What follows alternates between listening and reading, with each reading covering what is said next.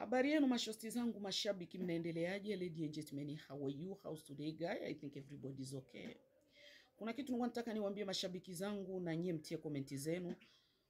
Kuna dada mmoja amenishtakia akanambia kama amehadisiwa na rafiki yake, kaja kumwambia kama ana magomvi na mume wake, kamuonyesha sehemu mume wake amemuoa nywele kichwani.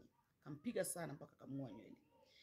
Kaja kamhadisia shoga yake, kamwambia mume wangu ni mlevi sana, kila akilewa ananipiga, hanipi huduma, sijui na nini. Mwenzi akamshauri akamwambia, mwanaume ambaye anayekupiga kila siku, next time atakutoa roho. Tazama jinsi amekutoa nywele kichwani na kisu.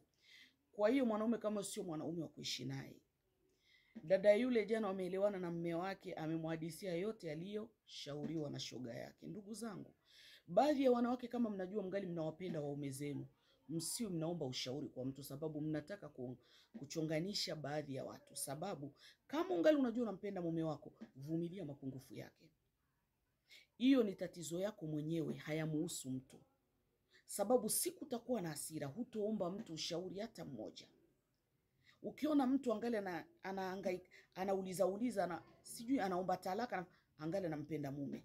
Sasa kwa hiyo msichonganishi watu kwa ajili ya waume zenu. Please guys, ukiona unampenda mume wako, baki nalo rohoni mwenyewe, vumilia mapungufu yake sababu ungali unampenda. Ila usichonganishi watu. Unajua unakuja kuomba ushauri, baadaye mtaelewana na mume wako, unamwambia fulani kanambia hivi.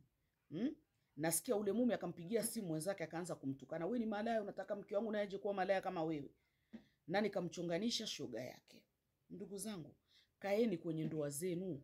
Ukijua ungali unampenda mume wako, vumilia mume wako, vumilia mapungufu yake.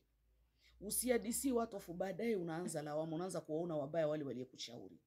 Usio mnawasikiliza watu la mdomoni kupitia